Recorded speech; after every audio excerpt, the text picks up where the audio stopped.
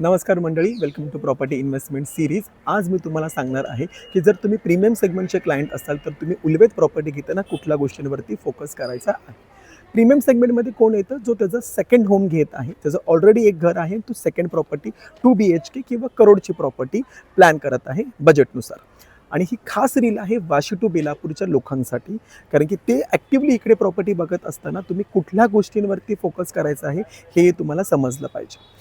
उल्वेमध्ये near by railway stations खूप construction जे आहे हे सिडकोने अफोर्डेबल सेगमेंटच्या लोकांसाठी बनवलेलं आहे।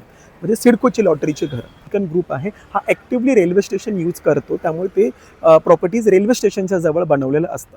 जर तुम्ही प्रीमियम सेगमेंटमध्ये येत असाल, तुम्ही व्हिजिट करताना ही 10-15 लाखांच्या गाडींमधून येत असाल आणि तुमचं ऑलरेडी वाशी टू बेलापूरच्या प्राईम एरियामध्ये घर असेल, तर तुम्ही प्रीमियम सेगमेंटमध्ये येताना तुम्हाला रेल्वे स्टेशनजवळ घर पॉसिबलच नाही होणार, कारण की उल्वेमध्ये जी प्लॉटिंग केली आहे ती प्लॉटिंग रेल्वे स्टेशनपासून थोड्या लांब अंतरावरती मोठे प्रीमियम टॉवर्स बनत आहेत। त्यामुळे रेल्वे स्टेशन तर अजिबात नाही करायचं, फोकसले करायचं आहे बिल्डर बॅकग्राऊंड, कशा प्रकारे तो प्रोजेक्ट बनवला जातो, त्याच्यामध्ये ॲम्युनिटीज, पार्किंग आणि कुठला स्टँडर्ड क्राऊड, त्याचबरोबरती तो कुठल्या लोकेशनवरती बनत आहे, त्याच्या समोरचा रोड, त्याची लेन, त्याचा आजूबाजूचं प्लॉटिंग, ह्या सर्व गोष्टींवरती फोकस देणार। कारण की उद्या जर तिकडे ॲक्टिव्हली सगळेच टॉवर बनले तर ती लेन उठून येते आणि तिथे स्टँडर्ड क्राऊड राहत असल्यामुळे तो एक स्टँडर्ड आणि प्रीमियम एरिया बनून जातो। ऑलरेडी उल्वेमध्ये असे काही एरियाज आहेत जे खरंच खूप चांगले वेल प्लॅन्ड आहेत, प्लॉटिंग खूप चांगली असल्यामुळे तिकडे एक प्रीमियम सेगमेंटचा क्राऊड राहतो।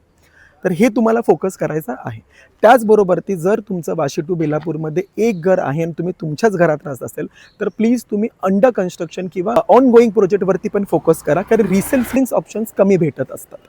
जेवढा अंडर कन्स्ट्रक्शन प्रोजेक्ट्समध्ये तुम्ही जाचाल ते तुम्हाला पेमेंट फ्लेक्झिबिलिटी, परत तुम्हाला फ्लोर फ्लॅट चूज करायला भेटतो, बाकी सगळ्या ॲम्युनिटीज। आता करोडोंचे फ्लॅटची किमती असल्यामुळे त्याच्यामध्ये स्टँडर्ड क्राऊड तर आहे, प्रीमियम सेगमेंटचा प्रोजेक्ट असल्यामुळे त्याचे कन्स्ट्रक्शन क्वालिटीज पण खूप चांगली मेंटेन होते। आणि त्याचबरोबरती तुम्हाला अजून एका गोष्टीवरती फोकस करायचा आहे की तो टॉवर 3 वर्षासाठी फक्त बिल्डरचा असतो, त्यापुढे 30 वर्षांसाठी तुमचं घर असणार आहे, त्याला वेल मेंटेन ठेवण्याची जबाबदारी तुमची सर्वात जास्त राहणार आहे। त्यामुळे प्रीमियम सेगमेंटमध्ये करोडची प्रॉपर्टी किंवा सेकंड होम किंवा 2 BHK बघत असाल तर तुम्हाला ह्या सगळ्या गोष्टींवरती फोकस करायचा आहे।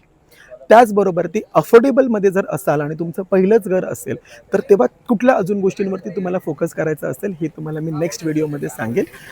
फॉलो फॉर एक्सपर्टीज, आणि जर प्रॉपर्टी बघत असाल तर स्क्रीनवरती नंबर आहे, लवकरच